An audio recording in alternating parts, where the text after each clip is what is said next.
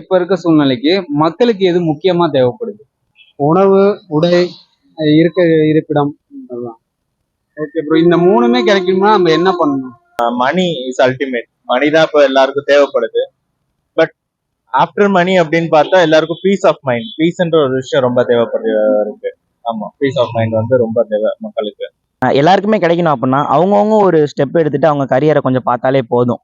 ஆனா இப்போ அவங்கவுங்க யோசிச்சாங்கன்னா அவங்கவுங்களுக்கு வேண்டியது கிடைச்சிரும்ல. ஸோ எல்லாத்துக்குமே கிடைச்ச மாதிரி தானே. நம்ம தனித்தனியா பண்றதை விட அவங்கவுங்க அவங்க கரியரை பார்த்தாலே எல்லாத்துக்குமே எல்லாமே கிடைக்குங்கிறது என்னோட ஒப்பீனியன்.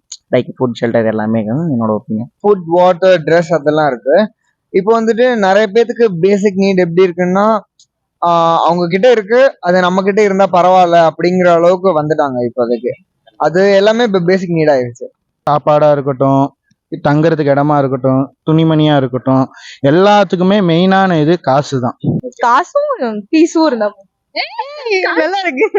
ஓகே, இப்ப இந்த நாலுமே எல்லா மக்களுக்கும் கிடைக்கணும்னா யார் ஸ்டெப் எடுக்கணும்? மக்கள் நம்ம வந்து ஸ்டெப் எடுக்கணுமா, இல்ல கவர்மெண்ட்ல இருந்து ஏதாவது ஸ்டெப் எடுக்கணுமா? காசு வேணும்னா நம்ம தான் உழைக்கணும், பீஸ் வேணும்னா நம்ம தான் விலகி இருந்துக்கணும். அதுதான் இப்போ அடிப்படையா வந்து தேவைப்படுறது வந்து தெரியும் உங்களுக்கு. தண்ணீர், இடவசதி, அப்புறம் போக்குவரத்து வசதி, இன்னும் நிறைய அடிப்படைகள் இருக்கு. என்ன நமக்கு வந்து சமூக சிந்தனைகள் வரணும். அதுக்கு தேவையான தண்ணி, உணவு எல்லாம் பஞ்சமாகி கிடைக்காது. எல்லாமே என்ன பண்றாங்கன்னா விவசாயத்தை பூரா முடிச்சிட்டாங்க. விவசாயமே இப்ப இல்லை. எல்லாம் விவசாயம் பூரா பிளாட் ஆகி போச்சு. பிளாட்டை போட்டு வீடு, தரிசு நிலமா ஆகிடுச்சு. ஏகப்பட்டது. தண்ணி, சாப்பாடு எதுவுமே பத்தாது. மெயின் வந்து தண்ணி தான். நமக்கு தண்ணியே இல்லை. தண்ணி இருந்தா தான் விவசாயம் பண்ண முடியும். மழை பெய்யற தண்ணி இருக்கிற நீர்மட்டத்தை பூரா உறிஞ்சி குடிக்கிறதுக்கே பயன்படுத்த ஆரம்பிச்சிட்டாங்க. பொருளாதாரத்துல ரொம்ப பின்தங்கி போயிடுச்சு. ஏன்னா நானும் நிறைய விஷயங்கள் பார்க்குறேன். சில பேர் வந்துட்டு இந்த ஆன்லைன் கேம் விளையாடுறது ஒரு ப்ரொஃபஷன் நினச்சிக்கிட்டு இருக்காங்க. பட் ஆனால் அதெல்லாம் ஒரு என்டர்டைன்மெண்ட் அப்படிங்கிற மாதிரி நிறைய டிவி ஷோஸ்லாமும் வருது. ஸோ இந்த ஜென்ரேஷனில் அது ஒரு லேக்காக பார்க்குறேன். அவங்களோட பர்சனல் லைஃப்பை பற்றியும் ஒரு கரியர், அவங்களோட ஓன் கரியரை பற்றி கொஞ்சம் கன்சர்ன் பண்ணிக்க மாட்டேங்கிறாங்கிறது ஒரு டவுட்டாக இருக்குது. ஒரு குறையா இருக்குது. மற்றபடி இந்த கொஞ்சம் யூஸ்லெஸ் திங்ஸில் டைம் நிறையா இன்வெஸ்ட் பண்ணுறாங்கங்கிற மாதிரி தோணுது. விவசாயமே இப்போ இல்லை. எல்லாம் விவசாயம் பூரா பிளாட் ஆகி போச்சு. பிளாட்டை போட்டு வீடு, தரிசு நிலமா ஆகிடுச்சு. ஏகப்பட்டது. தண்ணி, சாப்பாடு எதுவுமே பத்தாது. மெயின் வந்து தண்ணி தான். நமக்கு தண்ணியே இல்லை. தண்ணி இருந்தா தான் விவசாயம் பண்ண முடியும். மழை பெய்யற தண்ணி இருக்கிற நீர்மட்டத்தை பூரா உறிஞ்சி குடிக்கிறதுக்கே பயன்படுத்த ஆரம்பிச்சிட்டாங்க. பொருளாதாரத்துல ரொம்ப பின்தங்கி போயிடுச்சு. அதனால தண்ணி தான் மெயின். தண்ணி இல்லைன்னா ஒண்ணுமே பண்ண முடியாது. தண்ணிக்கு அடுத்த ஜெனரேஷன்ல தண்ணிக்கு என்ன பண்ணுவாங்கன்னு தெரியாது. நம்ம ஆத்துல, கிணத்துல எல்லாம் தண்ணி பார்த்தோம். நமக்கு முன்னோர்கள்லாம் ஆத்துல, கிணத்துல இறங்கி குளிச்சாங்க. நம்ம வந்து ஆத்துல, கிணத்துல பாக்குறோம். நாளைக்கு வர சந்ததிகளா பாக்குறதுக்கு எப்படி பார்ப்பாங்கன்னு தெரியாது. போட்டோவிலையும் கேமராவிலையும் தான் பார்க்கணும் நிலைமைக்கு உருவாயிரும். அந்த அளவுக்கு தண்ணியோட தட்டுப்பாடு ரொம்ப மோசமா போயிடும். அதனால எல்லாம் வந்து என்ன பண்ணணும், வீட்டா தண்ணி வந்து குறைக்கிறதுக்கு உண்டான வழியை பார்க்கணும். அதாவது தண்ணி இல்லைன்னா ஒண்ணுமே இல்லைங்கிற மாதிரி ஆகிடுச்சு. சாப்பிட 3 வேளை ஃபுட் இருந்தா உங்களை பொறுத்த வரைக்கும் பொதுவா இப்போதைக்கு மக்களுக்கு எது தேவைப்படும்? இப்போ பெரும்பாலுமே வந்துட்டு இந்த டெக்னிக்கல் வேர்ல்டில் நிறையாவே வந்து மூழ்கிட்டாங்க. இந்த நேச்சுரல் வேர்ல்டில் கொஞ்சம் ஒட்டி வாழ்கிறதுக்கு மறந்துட்டாங்க. அதனாலே நிறைய டிசீஸும் வருது. தேவையில்லாத நோய்கள், தேவையில்லாத டிஸ்ட்ராக்ஷன், டிப்ரெஷன், மென்டலாகவும் ஃபிசிக்கலாகவும் ரெண்டுமாவே வந்துட்டு அஃபெக்ட் ஆகுறாங்க பசங்க. ஸோ வந்துட்டு கொஞ்சம் இந்த டெக்னாலஜி வேர்ல்டு, அதாவது இந்த மொபைல் யூஸ் பண்ணுறது, நிறைய விஷயங்களை வந்துட்டு இந்த டிஜிட்டலைஸ் பண்ணுறதெல்லாம் இல்லாமல் கொஞ்சம் நார்மலைஸாக நம்ம முன்னாடி இருந்த மாதிரி இருந்தால் நல்லாயிருக்கும் அப்படின்னு தோணுது. லைக் வந்துட்டு இந்த ஆன்லைன் பேமெண்ட்டில் நிறையா சைபர் த்ரெட்ஸ், சைபர் ப்ராப்ளம் நிறையா வருது. அதனால நிறைய பேர் வந்துட்டு சூசைட்லாம் கூட பண்ணியிருக்காங்க. இன்ஸ்டாகிராம், இந்த டிண்டரு, ஸ்னாப் இதிலலாம் சில பர்சனல் ஃபோட்டோலாம் லீக் ஆகி லைஃப் மாறுது. இல்லை என்னதான் அது டிஜிட்டலைஸாக இருந்தாலும் ஒரு சின்ன சின்ன விஷயத்தினால மாறுது. ஸோ அந்த டெக்னிக்கல் வேர்ல்ட்லேருந்து கொஞ்சம் தள்ளி வந்துட்டு கொஞ்சம் நேச்சரோட ஒட்டி வாழ்ந்தால் நல்லாயிருக்கும் அப்படின்னு சொல்லி எனக்கு ஒரு ஒப்பீனியன் இருக்குது. ஏன்னா இந்த காலத்தில் நிறைய பேர் மிஸ் பண்ணுறோம். அது எஸ்பெஷலி வந்து சிட்டியில் இருக்கிற யங்ஸ்டர்ஸும் ரொம்பவே மிஸ் பண்ணுறாங்க. நமக்கு நம்ம கட்டுற டாக்ஸ்க்கு அவங்க கரெக்டான இது நமக்கு கொடுத்தா பரவாயில்ல. அதுவும் இல்லாம நிறைய விஷயங்கள் நம்ம வந்துட்டு நிறைய விஷயம் கிளைம் பண்ண மாட்டேங்கிறோம் ப்ரோ.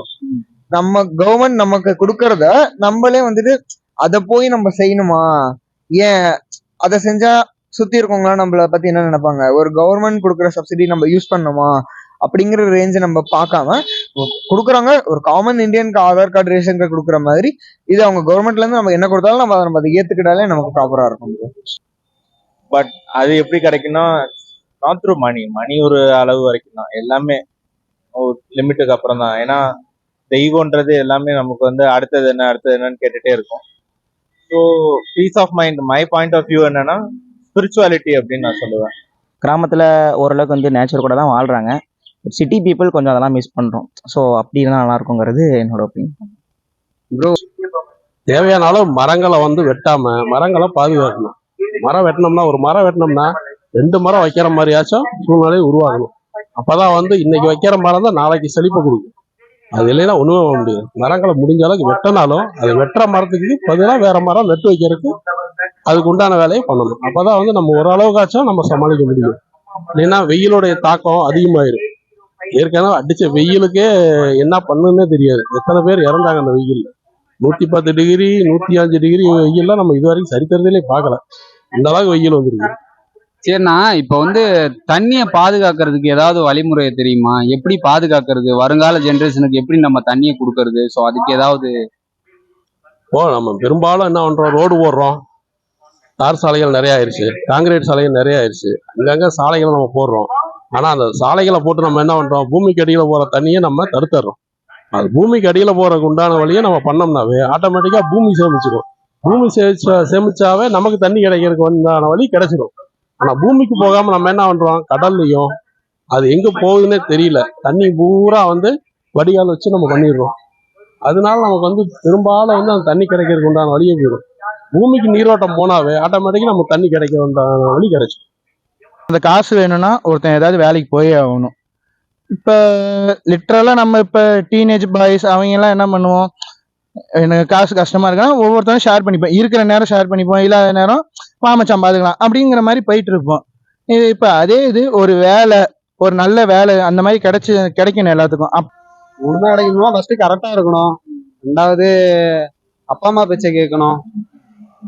3வது வந்து எப்படின்னா பொய் சொல்லாம திருடாம கரெக்டா இருந்தாவே போதுங்க. அதாவது வந்து சேர்ந்துரும் கரெக்டாவே. பெரும்பாலும் வந்துட்டு இந்த சோஷியல் மீடியா அந்த மாதிரி ஒரு நாட் வேர்தி திங்ஸ்ல தான் வந்து இன்வெஸ்ட் பண்றாங்களே, டைமை இன்வெஸ்ட் பண்றாங்களே தவிர கரியர்ல வந்துட்டு கோட்டை விடுறாங்கிறது என்னோட பர்சனல் ஒப்பீனியன். அடிப்படையான காரணம் எதுன்னு சொல்ல முடியுமா?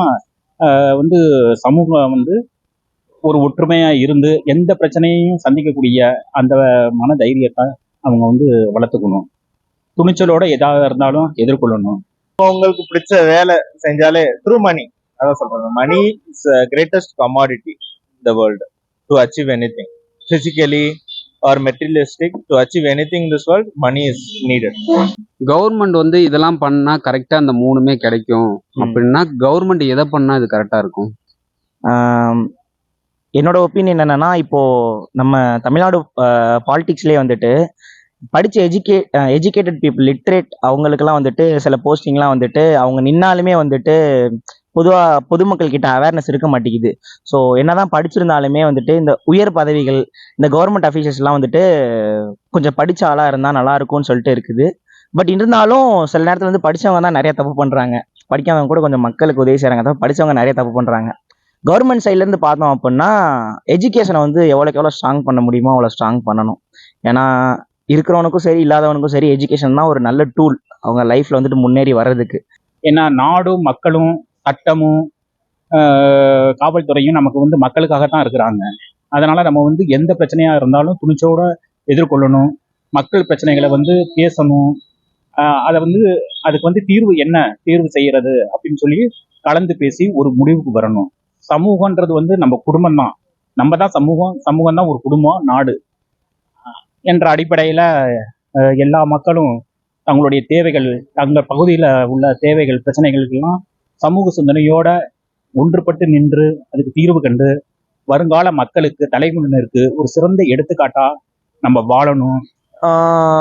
கவர்மெண்ட் இன்னும் கொஞ்சம் ஸ்ட்ராங்கா இருந்தா பரவாயில்ல. அது எப்படி சொல்றது, சொல்லுங்க, சும்மா ஜாலியா சொல்லுங்க. அதான் ப்ரோ, நிறைய பொலிட்டீஷியன்ஸ்க்கு நடுவில் வந்துட்டு நிறைய பணம் வெளியே போயிருது.